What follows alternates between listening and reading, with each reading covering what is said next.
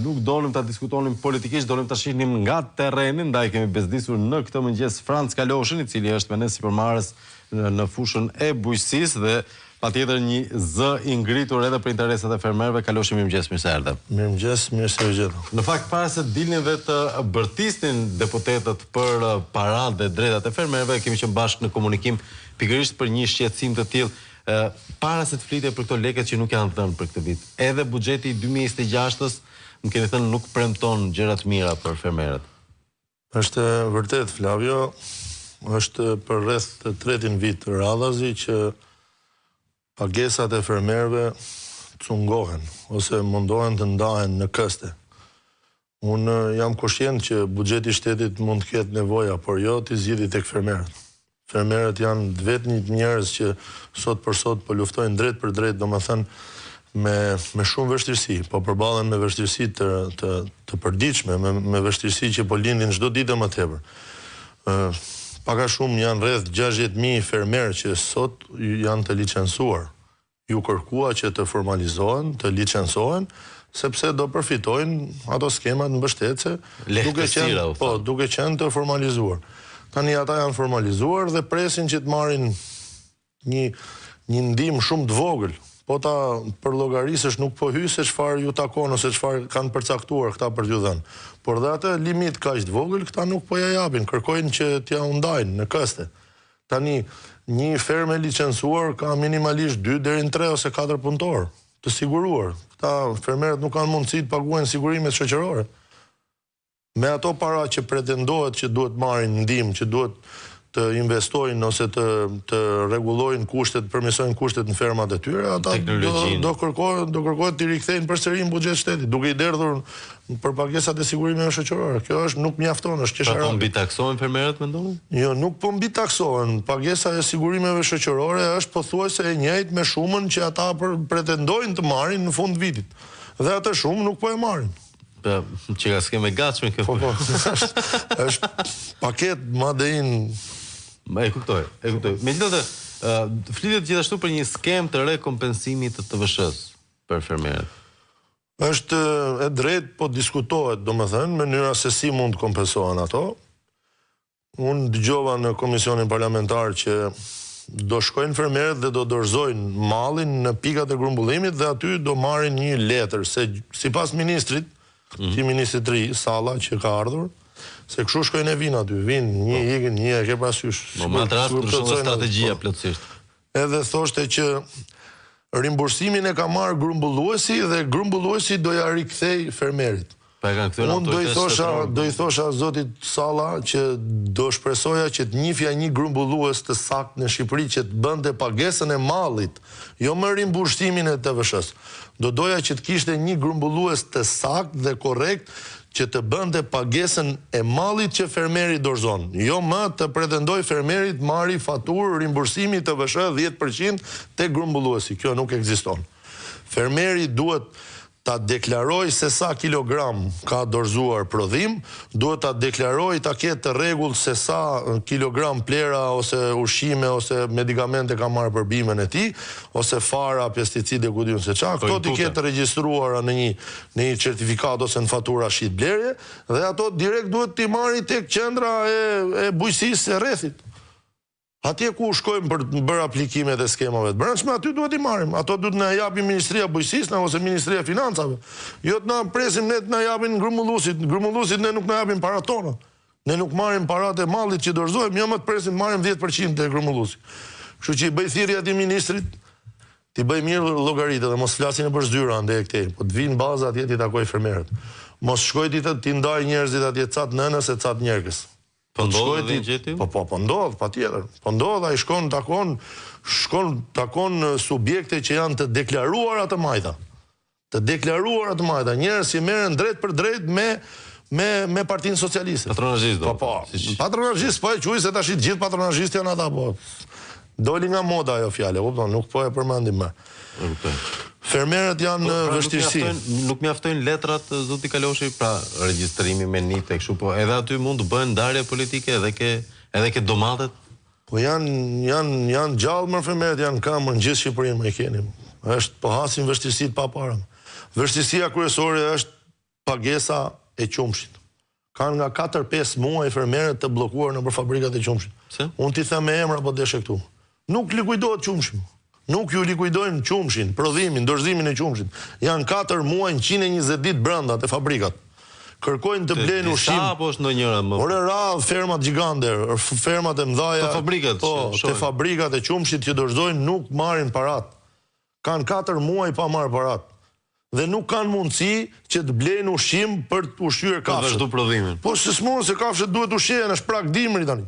Kërkojnë mbështetje. Edhe pjesa që po bllokohet ky misi. Po pse sot u kujtuan këta që ka misi alfatoksin ose ka probleme misi që importohet. Kjo ka kaq vite. Ka kaq vite. Unë gjerasin këtu ta falenderoj atë drejtuesin e autoritetit kombëtar të ushqimit dhe i lutem që ta përshkallëzoj kontrollin. Kush mall ka probleme, jo është importit, edhe malli i vendas.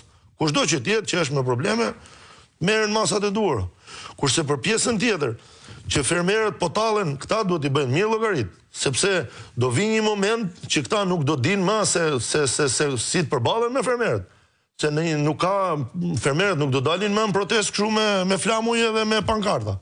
Të jeni të bindur, po organizohen për të dalë në protestë me traktor, për të bllokuar autostradat, për të ardhur nëpër institucionet për kace. Unë i bëj thirrje dhe opozitës. Opozita ka një departament bujqësie në strukturën e saj. Drejtuesi i departamentit bujqësisë duhet marrë kontakt të drejt për drejt me fermerët. Duhet vi të përgjigjet dhe të kontaktoj drejt për drejt me ta, të dëgjoj problematikat dhe hallet e tyre, në mënyrë që fermerët të kenë një pikë referimi, sepse ne nuk kemi sindikata. Ne shpresa kryesore në këtë vend është opozita, pavarësisht se opozita mund të ketë problemet e saj. Unë nuk po kaloj në atë pjesë, por kërkoj drejt për drejt nga drejtuesi i departamentit të bujqësisë në Partinë Demokratike Shqiptare ose në partinë që përfaqëson opozitën të marrë kontakt me fermerët, të gjejë problematikën e tyre, sepse fermerët në rast se do dalin duhet të kenë një referencë kush do i presi, si do i bëjnë, duhet të kenë një mbështetje. Edhe një qartësi për strukturat financiare. Ne kemi plot arsye për të protestuar, kemi plot gjëra për të kërkuar, por referenca duhet jetë e qartë ku do shkojmë dhe për çfarë do shkojmë. E kuptoj. Ndërkohë, një skandal që u kuptua rastësisht, edhe pse në mënyrë të drejtë për drejtë nga Braçë, ishte çështja e pagesave për vitin 2025, ku ka një përpjekje, me sa u kuptua, që mos t'i jepen pagesat fermerëve në këtë vit, po ato parat përdoren për 2026 dhe të duket sikur janë shpenzuar. Unë kam thënë dhe herë tjera dhe theksoj prap, unë kam kundërshtar politik atë, por është i vetmi njeri që për mua në atë subjekt politik flet drejt. Okej. Po, ai është i vogël kështu, po mendimet i ka të mëdha. Flet drejt për mua dhe ka të drejtë në këtë rast. Si në shumë raste të tjera. Pse pagesa e vitit 2025 duhet kaloj për vitin 2026?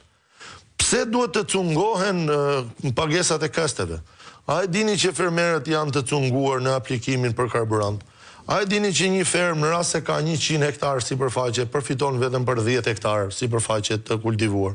A e dini që për atë 10 hektarësh janë vetëm 7-10 litra të vjetra, 100.000 lekë vjetra për 1 hektar, 70 litra naft për 1 hektar. Në 10 hektar janë 700 litra naft.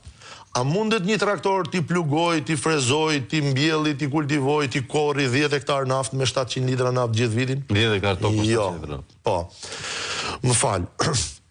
Duke qenë që kjo është shumë sasi e limituar këta, dhe këtë sasi ka është limituar kërkojnë që ta anashkalojnë dhe kërkojnë ta bëjnë vitin tjetër pakesë. Është muaj nëndor, po del, po hyn muaj dhjetor, ne kemi bërë aplikimet qysh me datën 10 shkurt, qysh me 20 shkurt të këtij viti. Për këtë natë që nuk është marrë ende. Jo, nuk bëhet fjala jo, ato edhe pjesën e pagesës e kafshëve. Edhe kafshën e kanë cunguar, e kanë përgjysmuar. Një pjesë 10% ka marrë gjysmën e fondit, pjesa tjetër është 0. Jo vetëm që nuk kanë marrë atë. Si nuk japin lekë, më çfarë justifikimi? Nuk japin se s'kan më, janë 0, janë falimentuar. Çfarë do japin ata? Ata duan të vjedhin. Do vjedhin ata një. Ata do lënë fund fare tash. E ke parasysh si ai qeni që është i ngordhur në fund fare, s'ka çfarë bën fare, të kafshon më keq ai. Se këta praktikisht janë ngordhur. Këta kanë ngordhur qysh në 2017. Po i zgjoj dikush tjetër këta. Ja ta dëgjojmë mos ti kthehemi aty famshmit. Ja ta dëgjojmë pak Braçën në komision. Se me thënë drejtën jam i detyruar ta besoj këtë shifrën këtu. 2.2 miliard janë pjesë e 4.3 miliardëve që ishte buxheti i këtij viti për skemën e subvencionimit të fermerëve. Jo të vitit 2026, po të këtij viti. Historia që i lëm pa paguar tani, që vitin tjetër nga ato 5.3 miliard t'ju japim këtyre të parëve, nuk funksionon, zotri. Nuk funksionon. Këto janë para për përfituesit e këtij viti. Dhe këto para duhet i marrin përfituesit e këtij viti. Sepse ky është buxheti. Që ju të lini pa përdorur para. Për këtë vit. Për këtë vit dhe këto të shkojnë për shkurtim të deficitit buxhetor, kjo nuk ndodh. Ose do paguhen parat ose do ikni ju. Kjo është deklarata. Ka drejt. Sa është shifra që ka marrë për fermer, që ta kuptojë pak a shumë publiku? Pra, ky 2.1 miliard që sa është e përkthyer në një individ? Po që individe, jap ta them unë, një familje mund të jetë ndar burrë dhe grua. Kanë e zëm 60 hektar tokë, ai ka 10 hektar burri, 10 hektar gruaja. Këta tash i po ndajnë edhe burrin dhe gruan, po i ndajnë fermerët. Sepse burri është aplikuar me kartë fermeri, po bëhen amendamentin gruaja lesi. ka aplikuar me QKR, me NIPT. Edhe kërkojnë të marrin të dy, për shembull një familje kërkojnë të marrin 20 hektar. 20 hektar kërkojnë të marrin 1400 litra naftë. 1400 litra naftë as duan t'ja japin. Sepse këta zihen për fondet e limituara aty. Po imagjino tash se çfarë do bënin këta po t'ishte aktiv i pardi. Po t'ishin aktiv milionat e eurove që erdhën. E pam çfarë bën me. Po ja, ato i kopsitën këta, i rregullon ata, ke parasysh. I ke për binça në rrugë Durrësit, në krah djathtë aty, i ke nga 60 kate, po nisën ato. Se s'kishte atleta ajo zonja kur erdhi drejtoresh AZBR-ja. Atje edhe tani po e bën 60 kate aty, po s'ka problem. Frida Krif sa po Po thon. nuk e di se kush është kjo, nuk e di. Po se u bë dhe ministre, normal që i bëri ca lek tani. U bë dhe Me lek det banda ajo valla, po fermerëve tu përgjigjet. Se ka vjedh lekët atje. Janë lekët e mia ato. Tjetrit. Po, se ndryshe nga taksat janë direkt lekët tuaja. Si kuptoj këta drejtuesit e këtij institucionit valla, që kërkojnë bëjnë drejtësi. Aty është ajo. Ta hetojnë, ku i gjeti para ata, të bëj 60 kate ndërtesë mes Tiranës. Po thoni Kurse ne s'bëjmë dot 6 tulla te ferma. Më kanë rënë tjegullat e stallës, mua nuk i rregulloj dot. Se e hap burgun për ndërtim paletit. Si që i gjithë po ndodhë ku do në për Shqipërinë në Ndroq ishte shumë e bukur skema, nga dua ta rikujtoj skandalin në Ndroq miq të dashur, 9 milion lek të vjetra gjob se kishte ndërtuar haur për barin. Po do e mbaj barin në shkreti brenda, se s'ka ku e mban, se ja lakshiu. Ai lufton gjithë verës për të mbajtur ushqimin, bën edhe një ndërtesë të vogël se do i ushqej kafshët, edhe në fund as nuk i shitet mishi, as nuk i shitet qumshi, as parat e naftës për traktorin nuk i merr. Zihet Braça aty se do çoja i 10 kg domate ti dorëzoj aty te pika grumbullimit, edhe po të marr një rast konkret o Flavio. Para 3 netësh ndoqa një procedurë nga vjelja e ullirit në çuarjen në fabrik dhe shtrydhjen dhe deri në daljen e Po deri paketim në shishe. Po. E kishte një shok, edhe volën 3 shok, volën 350 kg ullin. Okej. I volën gjithë ditën, i morën i çuan në fabrik, bën atë pagesën sa është ajo 12.000 lekë ose 12 euro për një kuintal, domethënë rreth 40.000 lekë, paguan vajin për shtrydhur. E shtrydhën dolën 60 litra vaj, nga 350 kg ulli. 60 litra vaj, x 7.000 lekë bëjnë 360.000 lekë, 370.000 lekë. Po këta të tre që punon gjithë ditën. A do e marrin nga 20, 25.000 ose 30.000 lekë vjetra, gjithë ditën, i iku kjo pjesë. Edhe fabrika 2. Do me thënë, dhe vaj që është ulliri jot, me ta bësh llogari sot, nuk të leverdis me e vjel. Sepse punëtori do lekët, fabrika duhet me e shtrydh. Çmimi është, nuk them se është i lirë, po dhe shumë i shtrenjtë nuk është, se po ta marrësh në krahasim me ecurinë që po ecin njerëzit ose që po ecën situata, ekonomia, është gjë qesharake më. Nuk të leverdis fare, e kupton? Edhe pa shikoja të shokun rrinte i mërzitur. Kështu ja hodha dorën në qafi, thash mos u mërzit, merr atë vaj që more, çoja te shtëpia dhe kaq, mbaroi filmi. Po e ke për konsum. Po sa i s'ka marrë aty as lek për vaditjen e ullime, as lek për spërkatjen, ai e ka vadit 2 herë, e ka spërkat 2 herë, e ka bërë me frezë, e ka frezuar, ka prerë barin, ka punuar gjithë vitin aty. Ato sti llogarita fare unë llogaritë vetëm atë procesin e ditës, ditën e fundit, a kupton? Edhe kjo është ideja. Vim dhe mishi, vjen mishi importit, vjen i thërur, mbushet tap në për restorante, shitet. Vjen mishi i vendit, më merë mua një fermer nga Skrapari, është një fshat atje, Malin, në thellë në Skrapari atje, aman, tha mua, kam 300 keca, tha pa shitur. Aman, tha të lutem, tha shikoan nga Tirana, tha më gjend në i thertorin në gjë, ti shes se nuk kam bereqet për të mbajt 10. Se po dalin kecat e rinë tani, a i s'ka shit akoma kecat e marsit, ato po pjellin tani për shdyti dhe 10 e tjera, pjellin tashi në nëndorë. Në 10 orë. A i s'ka shit akoma kecat që i kanë pjellin në marsit. Gjithë restorante mbajnë vetëm me import? Gjitha, komplet. Vi kush dojë restoranti më i mirë këtu, le të thot. Të vit për ballet me mua. Edhe këto tradicionale, të shtrenjtet. Jo, të vinë këta një këta patronazhistët, të vinë njëra i Mrizizanave, të vi ky Cereni njëherë, të vi ky Luca njëherë këta, se nese Luca shet peshk po. Të vinë këta gangsterat që më shesin mend mua këtu, që thon, edhe të më thon ku e marrin mishin. Ku e marrin mishin? Tregojnë përgjigjen me mua këtu. Sepse un kam lidhje direkt me të gjithë blegtorët, kryesisht jugut, po edhe të veriut. Kam lidhje me të gjithë blegtorët. Asnjë kec dhe qingj nuk është i vendit. Ishte shumë e bukur kjo, po më duhet të spostohem pak në SPAK, duket se lideri i opozitës po shkon drejt prokurorisë së posaçme për thirrjen që është bërë për një tjetër çështje. Megjithatë detajet le t'ia lëm kolegut ton Fation Gjinaj, le ta dëgjojmë edhe me audio këtu në këtë moment.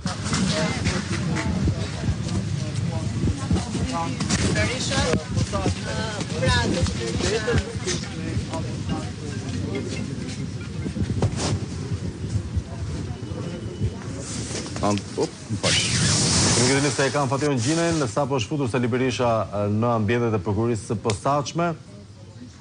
Po Fation. Me mersi. Nuk e dini se më dëgjon Fationi.